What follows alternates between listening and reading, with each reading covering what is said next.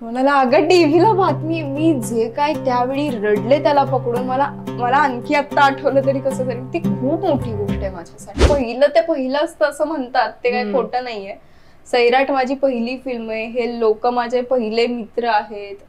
पहिल्याच फिल्मला मला नॅशनल मिळाला, त्याच्यामुळे ते आणखी खास होत गेलं. त्याच्यामुळे ते मी कधीच नाही विसरणार. मला आजही आठवते तुला राष्ट्रीय पुरस्कार मिळाला होता आणि मी किती मूर्खासारखी बोलत होते त्यावेळी. आणि तू रडत होतीस आणि आम्ही तुझं लाईव्ह मुलाखत तुझी करत होतो आणि इट वॉज, आम्हाला पण इतकं भरून आलं होतं, इतकं छान वाटतं. रिंकूला राष्ट्रीय पुरस्कार मिळाला. अरे मी नुकतीच 16 वर्षांची होते, पहिली फिल्म, काही अक्कल नाही, प्रामाणिकपणे फक्त जे सांगतोय ते काम करत गेलोय.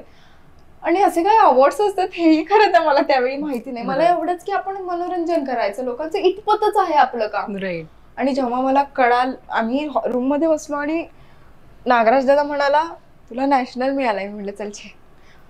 म्हणाला अगं टीव्हीला बातमी, मी जे काय त्यावेळी रडले त्याला पकडून. मला मला आणखी आता आठवलं तरी कसं तरी ती खूप मोठी गोष्ट आहे माझ्यासाठी.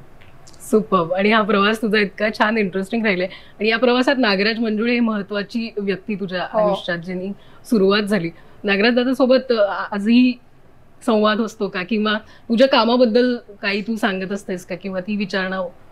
हो हो, मी विचारते. मला अगदीच काही कळत नसेल, चटकन निर्णय घेता येत नसतील, तर मी त्याला विचारते की हे असं असं आहे पण मला कळत नाहीये, तुम्हाला मदत करशील का? किंवा मी कोणतं काम नवीन, आता झिम्माटू आलंय तर मी त्याला ट्रेलर पाठवला. मी म्हंटल, मी त्यालाही सांगितलं नव्हतं तोपर्यंत की मी झिम्माटू करते, कारण मला सांगितलं की तू कोणालाच सांगू नकोस.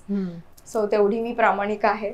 त्याच्यामुळे मग त्याला मी पाठवलं की मी झिम्मा 2 मध्ये पण आहे, तर फिल्म बघ वगैरे. तर हो, आमच्या त्या ग्रुपमध्ये ह्या सगळ्या गोष्टी व्यवस्थितपणे चालू असतात. सुपर. झिम्मा 2 चा ट्रेलर बघितल्यानंतर मी जर सांगितलं की माझी उत्सुकता वाढली की रिंकूचं कॅरेक्टर बघणं महत्वाचं ठरेल. जे तुझे फॅन्स आहेत त्यांनाही ती उत्सुकता आहे, तर त्यांना काय सांगावं असं वाटतं या निमित्तानं? मी एवढंच सांगेन की 24 नोव्हेंबरला जाऊन झिम्मा 2 बघा. जर तुम्हाला असं वाटत असेल की मी झिम्मा पाहिलाय आणि मला झिम्मा 2 नाही करणार, तर असं काहीही नाहीये. नवीन फिल्म आहे, नव्या गोष्टी घेऊन तीच लोक नव्या रूपात तुम्हाला भेटायला येत आहेत.